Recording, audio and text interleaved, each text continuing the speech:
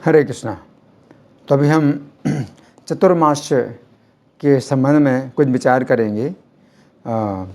ये श्री चैतन्य चरितामृत के मध्य लीला के अंतर्गत अध्याय 4 के प्यार संख्या 169 में तात्पर्य में प्रभुपाद लिखते हैं कि चतुर्मास काल आषाढ़ मास के शुक्ल पक्ष की शयन एकादशी से प्रारंभ होता है। यह काल कार्तिक मास के शुक्ल पक्ष की एकादशी को समाप्त होता है, जिसे उत्थान एकादशी कहते हैं। ये 4 मास का काल चातुर्मास कहलाता है। कुछ वैष्णव इसे आषाढ़ पूर्णिमा से लेकर कार्तिक पूर्णिमा तक मनाते हैं। ये भी 4 मास का समय होता है। ये काल चंद्रमासों की गणना से चतुर्मास कहलाता है। और श्रावण कुछ जो वैष्णव है श्रावण से कार्तिक तक भी चतुर्मास से मनाते हैं। तो वर्षा ऋतु वर्षा ऋतु के 4 महीने होते हैं। तो सभी वर्ग के लोगों को चतुर्मास से मनाना चाहिए। ये प्रभुपाद लिख रहे हैं तात्पर्य में, सभी वर्ग के लोगों को चतुर्मास से मनाना चाहिए, चाहे वो गृहस्थ हो या सन्यासी।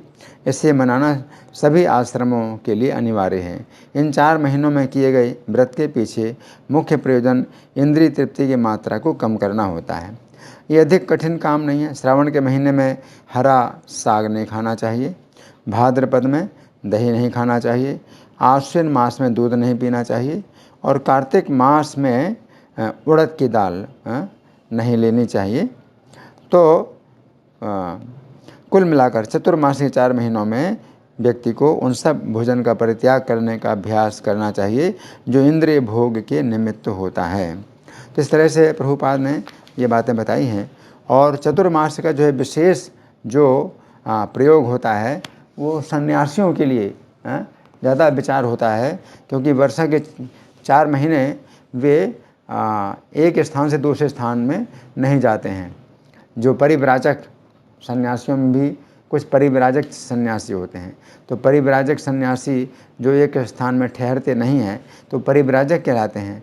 तो वे हमेशा स्थान बदलते रहते हैं, परंतु वर्षा के जो 4 महीने होते हैं तो उनमें उनको एक स्थान में ठहरना पड़ता है। तो जैसे चैतन्य चरितामृत में जो हमने तात्पर्य पढ़ा था, तो अध्याय 5 का जो प्यार संख्या 169 था, तो उसमें ये बताया गया है कि जो माधवेंद्रपुरी थे तो वे वर्षा के 4 महीने बड़े आनंद के साथ जगन्नाथपुरी में रहे। तो माधवेंद्रपुरी भी भ्रमण करने वाले सन्यासी थे जो कि चलते रहते थे। इन वर्षा के 4 महीने आनंदपूर्वक जगन्नाथपुरी में रहे।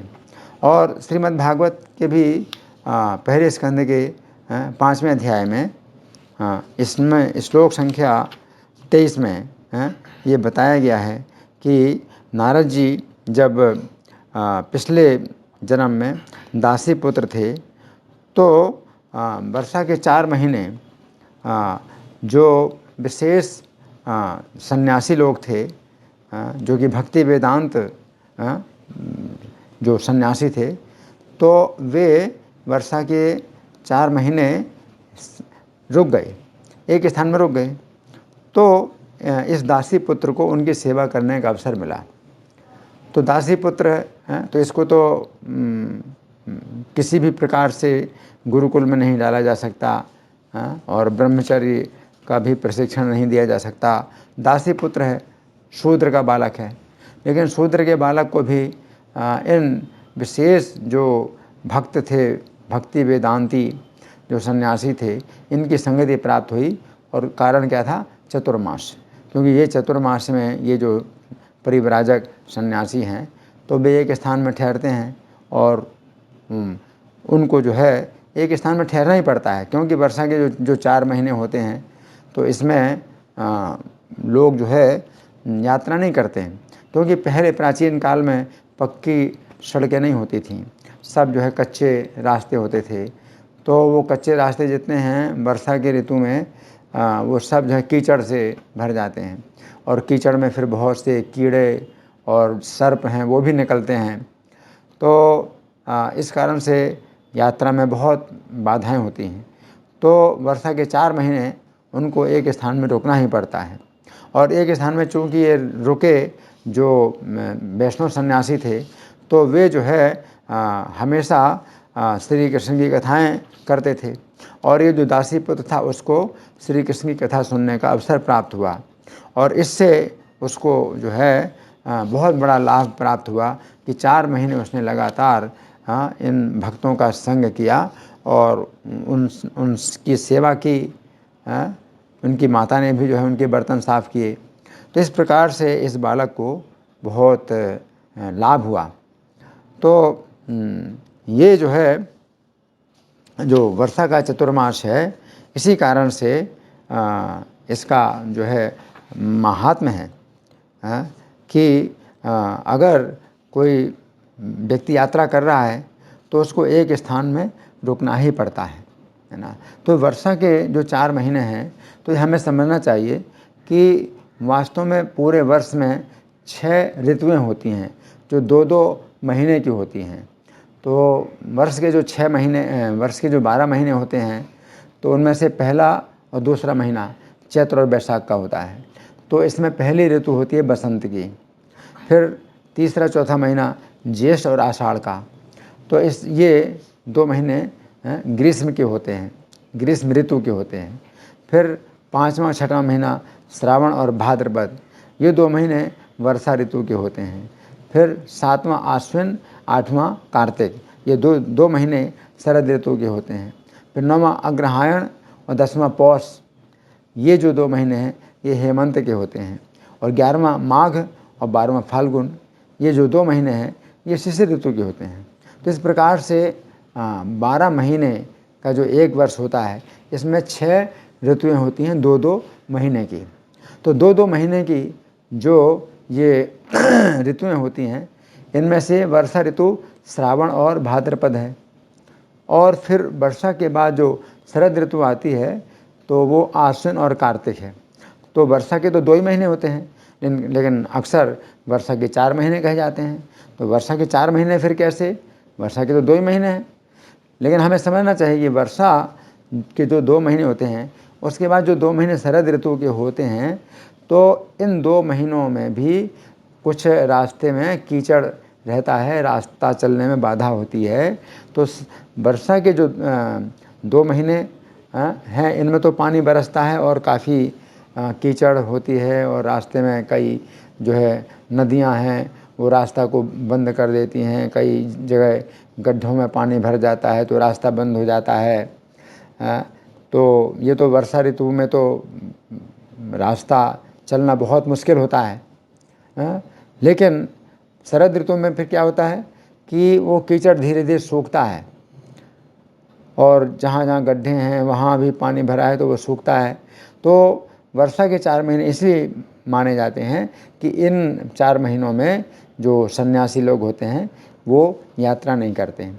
लेकिन जहाँ तक इस समय की बात है, तो इस समय का जो परिस्थितियाँ हैं वो बदल चुकी हैं। अभी तो बहुत से स्थान ऐसे हैं कि जहाँ पक्की सड़कें हैं, तो पैदल चलने में कोई बाधा नहीं है। और फिर आजकल लंबी लंबी जो यात्राएं होती हैं, अब पैदल यात्राएं नहीं होती हैं, अब तो यात्राएं होती हैं बसों के द्वारा या रेलगाड़ियों के द्वारा या फिर वायुयान के द्वारा यात्राएं होती हैं। तो फिर इन यात्राओं में वर्षा का कोई विचार नहीं होता है। तो अब ऐसी आवश्यकता नहीं है कि कोई सन्यासी हमारे जो है हरे कृष्ण आंदोलन में जो सन्यासी होते हैं वो वर्षा ऋतु में उनको रुकना ही पड़े। लेकिन चूँकि पहले हमेशा लंबी लंबी यात्राएं भी पैदल ही की जाती थीं, तो इसलिए वर्षा ऋतु में एक स्थान में रुकना पड़ता था। जैसे चैतन्य महाप्रभु जब श्रीरंगम में गए तो वहाँ वर्षा ऋतु आ गई, तो वर्षा ऋतु के 4 महीने फिर वे वेंकट भट्ट के घर में रुके, और वेंकट भट्ट के घर में रुके तो 4 महीने का जो है ये सौभाग्य उनको प्राप्त हुआ, गोपाल भट्ट को प्राप्त हुआ, जो उनके पुत्र थे वेंकट भट्ट के, कि भगवान चैतन्य उनके घर में रुके 4 महीने। तो इस प्रकार से ये वर्षा के जो 4 महीने होते हैं, तो वे किसी व्यक्ति के सौभाग्य से जो है बहुत बड़ा जो है उनको जो है लाभ प्राप्त होता है कि किसी महान वैष्णव का संग प्राप्त हो जाए। और वो महान वैष्णव अगर परिव्राजक सन्यासी हैं तो वो यात्रा करते हैं, तो पैदल यात्रा करते हैं, तो उनको रुकना ही पड़ता है 4 महीने। तो जहाँ भी रुकेंगे उस घर का जो है भाग्य सौभाग्य का जो है उदय हो जाता है, महान महान सौभाग्य प्राप्त होता है। और ये दासी पुत्र जो नारद जी थे, तो इनको भी भक्तों का संग नहीं मिलना था, लेकिन कैसे उनको जो है भक्तों का संग मिल गया कि वो परिव्राजक जो सन्यासी थे वो उस स्थान में आ गए जो जिस स्थान में इनकी माता दासी थी। तो इनकी माता तो चूँकि दासी थी, तो उस घर के मालिक ने इनकी माता को उन सन्यासियों की सेवा में लगा दिया। तो जो माता थी वो उनकी जो है सेवा करती थी सन्यासियों की, और बर्तन साफ करती थी। इस प्रकार से वही जो बालक था दासी पुत्र, जो कि अगले जन्म में नारद जी बन गए, तो ये दासी पुत्र जो बालक था इसको बहुत बड़ा सौभाग्य प्राप्त हुआ कि उन महात्माओं के जो है जो जूठन खाने को मिल जाता था। और जो महात्मा लोग कृष्ण कथा का जो है वर्णन करते थे, तो ये बालक जो है उनको सुना करता था।